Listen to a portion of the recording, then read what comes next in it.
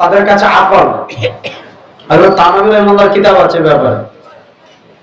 তারা যেটা যুক্তি ধরে এটা মানে, যুক্তি যেটা ধরে না এটা মানে না।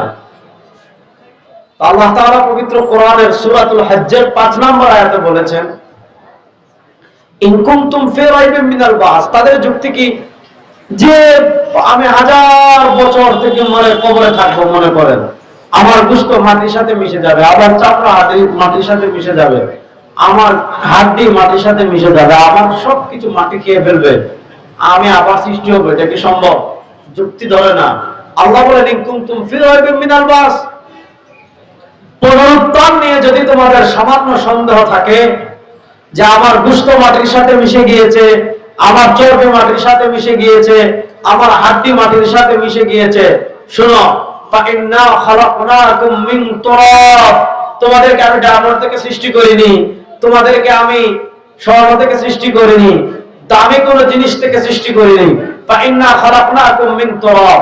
আল্লাহ তাআলা কোরআনে মানুষের সৃষ্টি